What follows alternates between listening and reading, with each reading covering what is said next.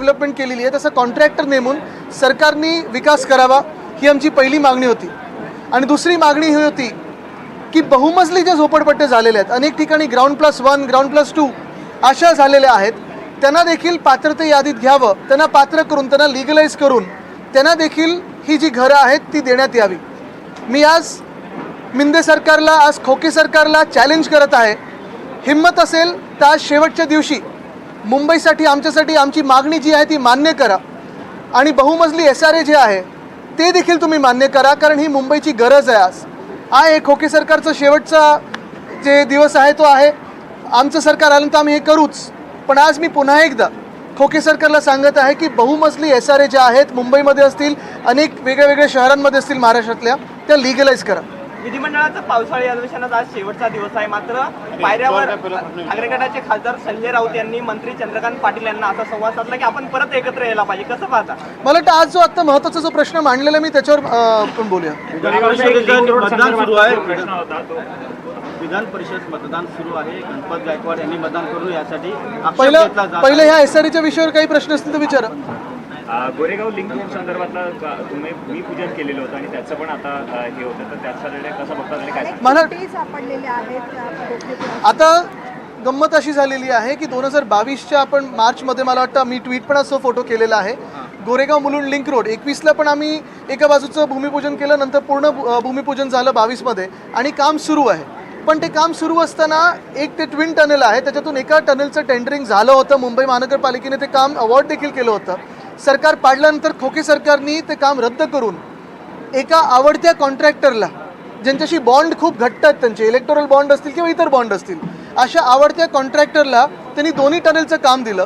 2022 पासून 24पर्यंत काही काम केलं नाही आणि आता पुन्हा एकदा उद्या भूमिपूजन करतायत। माझं हे म्हणणं आहे की प्रधानमंत्री हे देशाचे प्रधानमंत्री आहेत आणि पुन्हा तुम्ही त्यांना असं खोट्या कामासाठी आणून त्यांचा देखील अपमान करताय, देशाचा देखील अपमान करताय। आपल्याला आठवत असेल 15 जानेवारी 2023ला मी पत्रकार परिषद घेतली होती, 6000 कोटीचा रस्त्याचा घोटाळा लोकांसमोर आणला, तरी देखील ह्यांनी पंतप्रधान महोदयांना आणून 18 जानेवारीला भूमिपूजन करून घेतलं। त्या रस्त्यांमधून एक सुद्धा रस्ता चालू नाही। काल भाजपचे देखील आमदार बोलत होते, काल अनिल परब साहेबांनी मला वाटतं हक्कभंग आणलेला आहे। तसंच आपल्याला आठवत असेल कोस्टल रोडच्या कामासाठी, जे आमचं काम आहे त्या कामासाठी पण आणत होते, पण तो कोस्टल रोड देखील अजून पूर्णपणे उघडलेला नाही आणि जे काम चालू आहे त्या कामाचं देखील खोटं भूमिपूजन करायला आणि ज्यांनी बॉन्ड दिलेत त्यांना काम देण्यासाठी आज पंतप्रधान महोदयांना आणत आहेत। मी त्यांना अवगत करत आहे की हे तुमचं नाव बदनाम करतात, आपण जरा लक्ष घालून ह्यांच्यावर कारवाई करावी। गणपत गायकवाडांना आज मतदान करायला परवानगी दिली आहे, मात्र मागच्या इलेक्शनला आपण पाहिलं 2 आमदार असेच होते महाविकास आघाडीचे की ज्यांना परवानगी न्यायालयाने नाकारली होती। हा आपण विचार करणं गरजेचं आहे आणि जे आम्ही सतत सांगत आहोत की लोकशाहीला धोका आहे बघा, ह्याच्यात सर्वांना न्याय समान पाहिजे, हे लोकांसमोर आहे। वादग्रस्त असलेल्या पूजा खेडकर, आता त्यांच्या आईचा देखील एक व्हिडिओ व्हायरल झालेला आहे, पिस्तूलबाजी करताना। ते वाचावं तेवढं कमी आहे आता, पण ठीक है जाओ, तो त्याच्यात मी जात नहीं। मैं फिर एक बार दोहराऊंगा कि हमारी जो मांग है, मुंबई के लिए इस बजट में कुछ नहीं मिला। हमारी मांग यही है कि जो सारे SRAs, जो स्लम रीडेवलपमेंट के प्रपोजल है, 15-17 साल से ऐसे ही पड़े हुए, कहीं डेवलपमेंट नहीं हो रही है, वहाँ म्हाडा जैसे एजेंसी कॉन्ट्रैक्टर अपॉइंट करके जैसे काम करती है वहाँ वैसे SRA काम करे। और दूसरी बात, जो ग्राउंड+1 है, ग्राउंड+2 SRA है, उनको भी रेगुलराइज किया जाए, ये मेरी मांग है। खोके सरकार को मैं ये मांग कर रहा हूँ क्योंकि महाराष्ट्र में कुछ मिला तो नहीं, लेकिन शहर को तो कुछ नहीं मिला। चुनाव के मद्देनजर रखते हुए आप ये बात कर रहे हैं? बिल्कुल नहीं, 2 महीने मेरे कॉन्स्टिट्यूंसी में काफ़ी सारे ऐसे SRAs हैं जो 15-17 साल से ऐसे ही पड़े हुए थे। हमारे जब कार्यकाल में अगर आपने देखा होगा तो काफ़ी सारे SRA में काम शुरुआत हुई। जो छोटे मोटे विषय रहते हैं जहां सरकार ने लोगों को साथ में लेके काम आगे लेना चाहिए, वैसे कुछ नहीं हो रहा है, ना रोड्स का, ना इंफ्रास्ट्रक्चर का, ना कुछ। अगर आप देखें तो सिर्फ SRA की बात अगर बाजू में रखें तो भी मुंबई गोवा हाईवे NHA के पास है, मुंबई नासिक हाईवे NHA के पास है, मुंबई अहमदाबाद हाईवे NHA के पास है। कहाँ काम हो रहे हैं? जो अब भी काम हुए हैं, कॉन्क्रीटाइजेशन हुआ है, वहाँ भी बड़े बड़े गड्ढे हैं। मुंबई नागपुर हाईवे पिछले साल जिसका अनावरण हुआ, जिसका इनॉग्रेशन हुआ, वो भी तो ख़राब हालत में है। तो ये जो लूट का काम चल रहा है वो रुकना चाहिए। आपके हिसाब से जो बात कर रहे हैं आपके चुनाव क्षेत्र की जहां पर स्लम्स वो गाउठन है ना कि ऐसा नहीं, आप गलती कर रहे हो।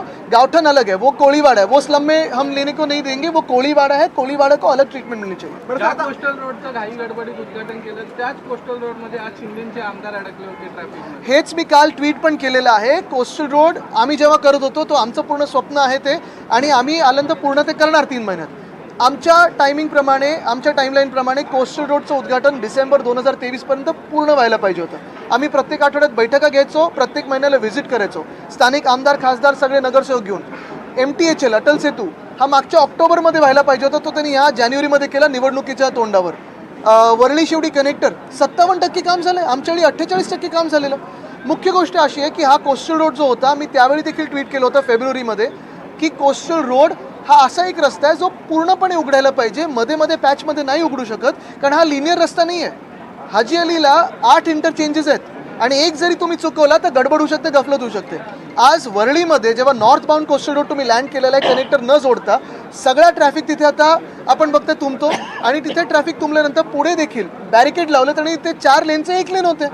म्हणजे म्हणजे मला समजतं मुख्यमंत्र्यांना ह्याच्यात काही समजत नाही आणि त्यांनी निवडणुकीच्या तोंडावर केलेलं आहे, पण अधिकाऱ्यांनी तरी त्यांना समजून सांगायला पाहिजे की बाबा असं होत नाही।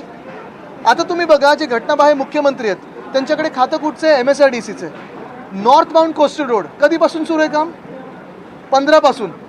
एक तरी पिअर कॅप लागलेली दिसते का 10 वर्षामध्ये की 9 वर्षामध्ये? नाही दिसत आहे। कोस्टल रोड आमच्याकडे होता, आम्ही 82% पूर्ण